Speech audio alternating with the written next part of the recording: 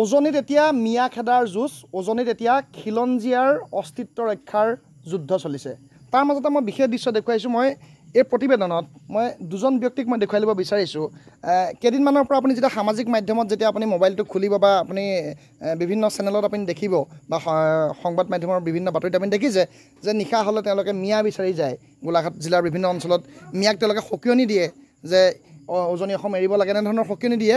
কিন্তু এই ব্যক্তি দুজনে বা এই তেওঁলোকৰ যি আচলতে সচেতন যুৱ মঞ্চই ইমান দিনে কি কৰি আহিছিলে আৰু সেই তেওঁলোকে কৰা কামৰ পৰিপ্ৰেক্ষিতত এখন যুদ্ধৰ পৰিপ্ৰেক্ষিতত আজি কি হৈছে সেই সকলোবোৰ কথা মই জনাবলৈ চেষ্টা কৰিম। প্ৰথমে স্বাগতম জনাইছোঁ ঈশান নিজলৈ। সচেতন যুৱ মঞ্চই আমি দেখি আহিছোঁ যে বিগত এই সময়ছোৱাত নিশা হ'লে আপোনালোকে মিয়া বিচাৰি যায়, মিয়াক আপোনালোকে সাৱধান বান্ধি দিয়ে যে মিয়াই উজনি অসম এৰিব লাগে। কিন্তু যদি অলপ আগৰ পৰা আমি উভতি চাওঁ, আপোনালোকে এই যে পথাৰত শাওনৰ পথাৰত মিয়া থাকিব নোৱাৰিব বুলি আপোনালোকে এক প্ৰকাৰ এখন আইনী যুদ্ধ কৰিছে।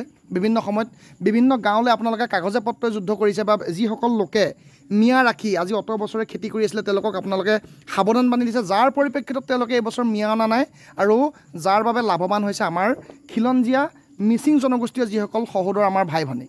সমগ্ৰ বিষয়টো আৰু সেই আৰম্ভণিৰ পৰা সকলোখিনি মই জানিব বিচাৰিম। আচলতে যোৱা 2 জুলাই তাৰিখে আমি দেৰগাঁও সমজিলা আয়ুক্তক মহোদয়াক এখন কাগজ দিছিলোঁ যে বৃহত্তৰ দেৰগাঁও অঞ্চলত এইবাৰ কোনো কাৰণে মিয়া যাতে খেতিভূমিত নালাগে, কৃষিভূমিত নালাগে আৰু তাৰ কাৰণে বাইদেউক তেখেত সমজিলা আয়ুক্ত ডাঙৰীয়ানীক আমি অনুৰোধ কৰিছিলোঁ যে আপুনি এই বিষয়টোত আমাক অলপ সহযোগিতা কৰক। আৰু সেই বিষয়টো এনেকুৱা এটা সুন্দৰ ধৰণে ৰাইজৰ মাজলৈ গুচি গ'ল যে যাৰ ফলত কি হ'ল, এই আমাৰ এটা বৃহত্তৰ দেৰগাঁও অঞ্চলৰ বিশেষকৈ মিচিং জনগোষ্ঠীৰ যিসকল আমাৰ খিলঞ্জীয়া লোক আছে তেওঁলোক উপকৃত হ'ল। আজি যোৱা বছৰ আমি দেখিছিলোঁ যে মই 2-এগৰাকী খেতি কৰা বাইদেউসকলৰ লগতো কথা পাতিছিলোঁ যে যোৱা বছৰ তেওঁলোকক সুধিছিলোঁ যে যোৱা বছৰ আপোনালোকে কিমান পইচা পাইছিলে।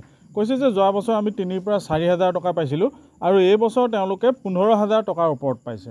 যোৱা বছৰ তেওঁলোকে মাত্ৰ 10-12 দিন খেতিত গৈছিলে, এইবাৰ তেওঁলোকে 2 মাহ কণ্টিনিউ খেতি কৰি পেলাই বৃহত্তৰ দেৰগাঁও অঞ্চলৰ কৃষকসকলৰ কৃষিভূমিত খেতিত তেওঁলোকে শ্ৰমদান কৰিছে।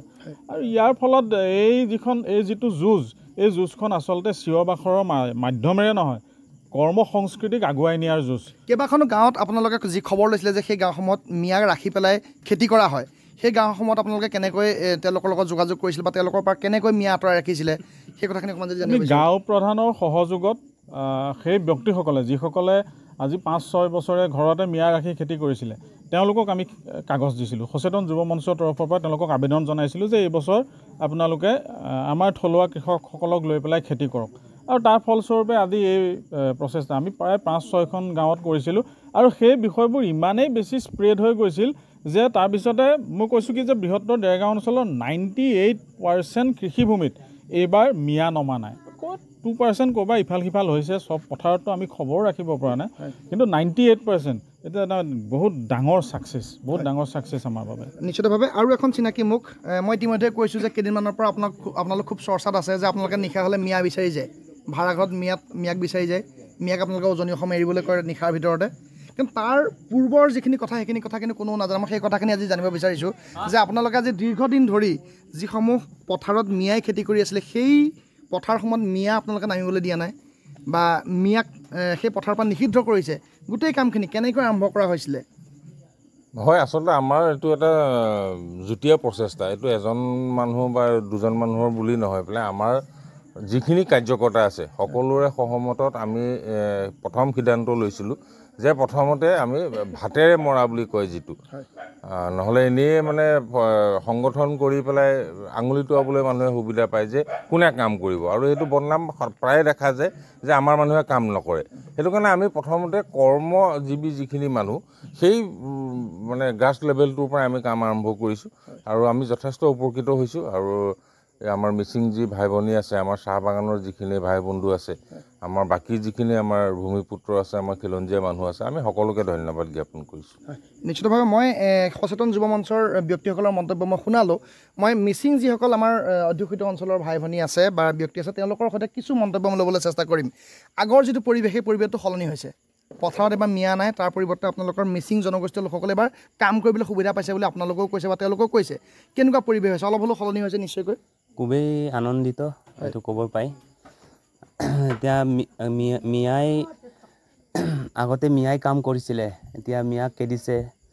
এতিয়া আমাৰ খিলঞ্জীয়া মানুহবিলাকে কাম কৰিবলৈ পাইছে। এবাৰ পথাৰত আপোনালোক মানুহে নামিছে, কিন্তু আগতে ইমান সুবিধা নাপায়, সুবিধা নাপাইছিলে। হয়। এতিয়া খুবেই ভাল হৈছে। আগতে কিমান দিন কাম কৰে আপোনালোকৰ? আগতে 10 দিন কৰে, এতিয়াতো 1 মাহ দিন পাইছে বাৰু। পাইছে। এবাৰ মিয়া নাই? নাই নাই নাই। এবাৰ মানুহৰ আপোনালোকৰ ৰ'বলৈ সময় নাই চাগে? নাই নাই, ৰ'বৰ নাই। একদম বৰষুণ, একদম মানে বৰষুণতো মানে তিতি বুৰি গৈছে মানে। আগতে কিন্তু আপোনালোকৰ মানুহক নিবিচাৰে মিয়া থকাৰ কাৰণে, নহয় জানো? সেইটো নিশ্চয় আপোনালোকৰ কাৰণে এটা শুভ লক্ষণ। হয়, মহিলা এগৰাকী আছে, মই আপোনাৰ ওচৰলৈ আহিছোঁ। কেনেকুৱা লাগিছে এইবাৰ কাম কৰি? এতিয়া ভালেই লাগিছে কাম কৰি। আগতে কেনেকুৱা আছিলে?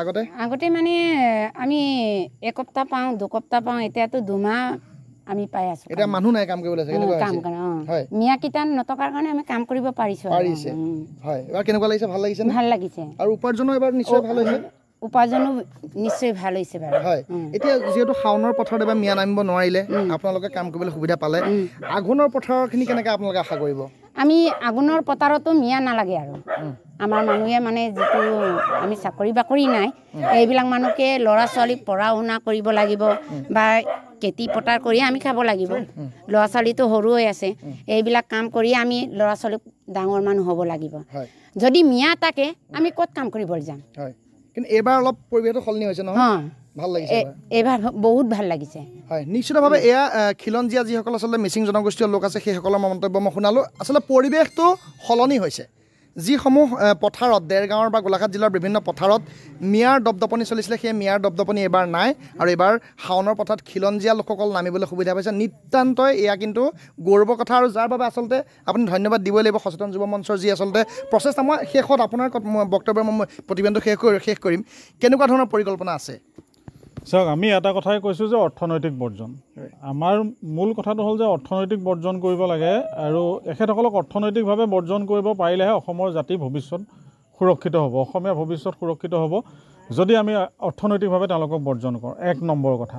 2 নম্বৰ কথাটো হ'ল যে আমি ইয়াৰ জৰিয়তে অসমৰ সকলো অসমবাসীক এটা অনুৰোধ জনাইছোঁ যে আমাৰ যিখিনি ল'ৰা ছোৱালী আছে, সেই ল'ৰা ছোৱালীখিনিক অসমত পঢ়াওক, আৰু অসমতে যিখিনি প্ৰশাসনিক অপ্ৰশাসনিক যিমান ধৰণৰ চাকৰি বাকৰি আছে, তাত যাতে আমাৰ ল'ৰা ছোৱালীখিনি পঢ়িব পাৰে, তাত যাতে আমাৰ ল'ৰা ছোৱালীখিনিয়ে সেই চাকৰিখিনিত দক্ষতা সহকাৰে সেই চাকৰিখিনি যাতে ল'ব পাৰে। কাৰণ খিলঞ্জীয়া ভৱিষ্যত সুৰক্ষাৰ কাৰণে চাকৰি আমাৰ হাতত থকাটো অতি গুৰুত্বপূৰ্ণ কথা।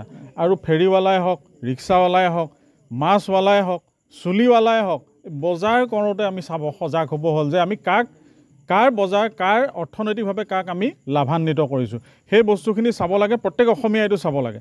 আৰু পৰাখিনিৰ পক্ষত আমাৰ খিলঞ্জীয়া মানুহখিনিৰ পৰা বজাৰ সমাৰ কৰি তেওঁলোকক উপকৃত কৰিব লাগে। এইটোৱে মই গোটেই অসমবাসীলৈ আহ্বান জনাইছোঁ।